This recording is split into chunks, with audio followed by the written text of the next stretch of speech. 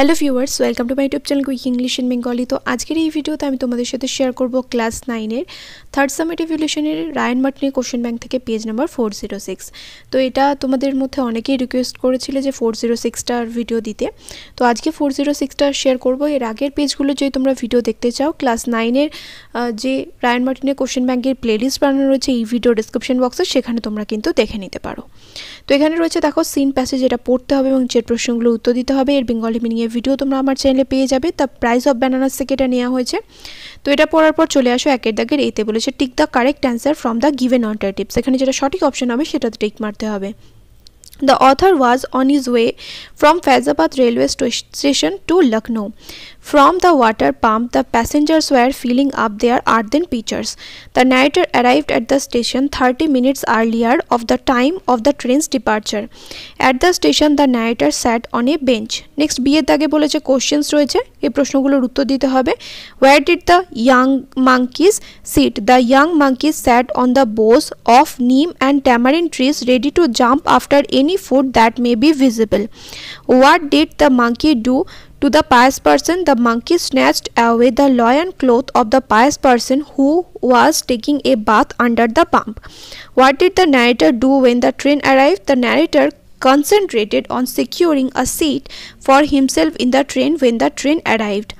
এরপর চলে আসো দুইয়ের দাগে এই পোয়েমটাতে, এটা নর্থশিপ থেকে নেওয়া হয়েছে। এই পোয়েমটা কিন্তু খুব সহজভাবে আমি তোমাদের বুঝিয়ে দিয়েছি, চাইলে তোমরা ভিডিও দেখে নিতে পারো। ক্লাস 9 সিলেবাস বলে যে প্লেলিস্ট রয়েছে ওখানে তোমরা ভিডিও পেয়ে যাবে।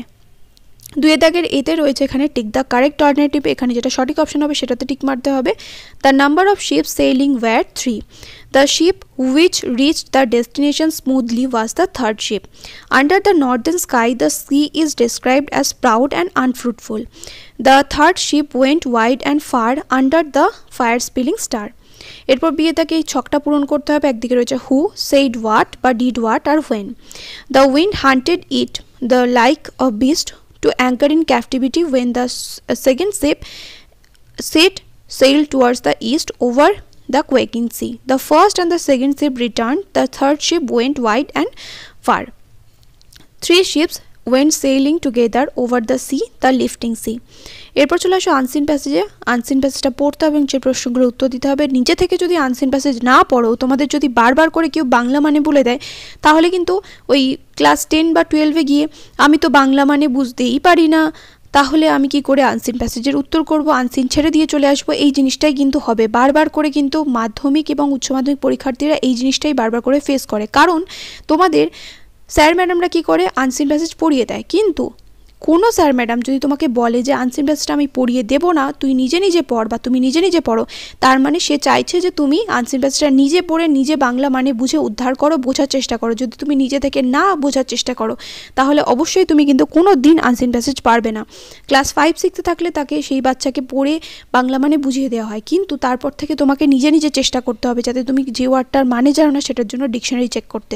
এখন তো তোমরা ক্লাস 9-এ পড়ছো, পরে ক্লাস 10-এ উঠে যাবে, তখনও বলবে যে বাংলা মানে বুঝিয়ে দাও, বাংলা মানে বুঝিয়ে দাও, কিন্তু পরীক্ষার সময় গিয়ে কী হবে, তখন তো তোমায় কেউ বুঝিয়ে দেবে না। তাই নিজে থেকে চেষ্টা করতে হবে। যখন বাড়িতে প্র্যাকটিস করছো তখন চেষ্টা করো যাতে যে ওয়ার্ডের মানে জানো না সেটার জন্য ডিকশনারি চেক করতে বা নিজে নিজে সলভ করতে। ক্লিয়ার হলো ব্যাপারটা? অনেকে আবার বলবে আপনি অতিরিক্ত জ্ঞান দেন, শুধু অ্যান্সারগুলো বলে চলে যান, তাহলেই তো হয়। হ্যাঁ, জ্ঞান দিই, কারণ বছর শেষে দেখা যায় এই সমস্ত ছাত্রছাত্রীরা এসে বলে দিদি আমি ভোকাবুলারিগুলো পারছি না বা আমি আনসিন প্যাসেজ বুঝতে পারছি না। এই জিনিসগুলো তো ফেস করতে হয়, তার জন্যই আমি বলছি যাতে তোমরা এই জিনিসটা মাথায় ঢোকাও এবং কাজটা করো ঠিক মতো। চলে আসো এখানে 3-এর দাগে এতে, বলেছে tick the correct answer from the given alternatives. এখানে যেটা সঠিক অপশন হবে সেটাতে টিক মারতে হবে। The Chandrayaan's lander is called Vikram. Sanskrit word Pragyan is wisdom. On the lunar surface, the rover was to move at a speed of 1 centimeter per second. A day on the moon is equal to a little over 4 weeks on Earth. One of the major objectives of Chandrayaan 3 was to hunt for water. The name of Russia's spacecraft was Luna 25. এরপর চলে আসো true ফলসে। প্রথমটা দেখো কি বলেছে, Chandrayaan 3's rover Pragyan weighs 26 kg, এটা true. The 26 kg rover called Pragyan. USA, UK and China conducted a soft landing on the moon before India, এটা true. To conduct a soft landing on moon, after USA, পুরো লাইনটা তোমরা প্যাসেজে পেয়ে যাবে, সেটা লিখে দেবে। The propulsion module began its reverse journey towards earth on October 9. এটা true. The modules multi step reverse journey earth's orbit began on October 9. এরপরে পরের প্রশ্নগুলো 1 2 3 4 করে প্রশ্নগুলো দেখে নাও। আমি প্রত্যেকটা প্রশ্নের উত্তর এখান থেকে বলে দিচ্ছি, কারণ এখানে পুরো প্যাসেজেই সবকটার উত্তর লেখা রয়েছে। 1 নম্বর প্রশ্নের উত্তর দেখো আমি ব্র্যাকেট করে 1 নম্বর লিখে দিয়েছি। 2 নম্বর প্রশ্নের উত্তরও আমি ব্র্যাকেট করে এখানে 2 লিখে দিয়েছি। 3 নম্বর প্রশ্নের উত্তর এখানে পুরোটা লিখতে হবে, এটাও কিন্তু ব্র্যাকেট করে 3 লিখে দিয়েছি। নেক্সট 4 নম্বর প্রশ্নের উত্তর এখানে ব্র্যাকেট করে 4 লিখে দিয়েছি। ক্লিয়ার হলো? এরপরে চলে আসো গ্রামার অ্যান্ড ভোকাবুলারিতে। যদি তোমাদের মনে হয় যে গ্রামারগুলো ভালো করে শিখবে, তাহলে আমি কিন্তু খুব তাড়াতাড়ি গ্রামারের একটা ক্র্যাশ কোর্স আনতে চলেছি। যাদের গ্রামারে মনে হচ্ছে যে আমি গ্রামারটা ঠিক করে পারি না বা গ্রামারে দুর্বল, ওই ক্র্যাশ কোর্স জয়েন হতে পারো। Walking by Rabindra Sarobar lake is a rare pleasure for Calcuttans who are starved with greenery. Next 5 দাগে এখানে বলেছে fill in the blanks with correct alternative। এখানে যেটা সঠিক অপশন হবে সেটাতে এখানে টিক মারতে হবে। having completed her training, Sister Teresa joined Loreto Convent in Delhi in Kolkata, taught geography there and after a few years was its principal. তারপর এরপর রয়েছে do as directed, he is too weak to walk, এখানে so that দিয়ে join করতে হবে, তাহলে he is so weak that he cannot walk. His conduct shocked me, এখানে voice change করতে বলেছে, তাহলে I was shocked at his conduct.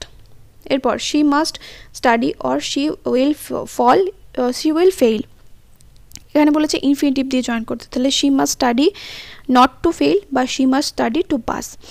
এরপরে বলেছে কোনটা এখানে কি ক্লজ সেটা আইডেন্টিফাই করতে হবে, তাহলে I wanted to know why he was absent, তাহলে I wanted to know why he was absent হচ্ছে নাউন ক্লজ।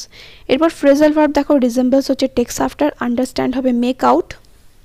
নেক্সট এখানে রয়েছে দেখো vocabulary, the part of the body below the chest, এটা হচ্ছে বেলি।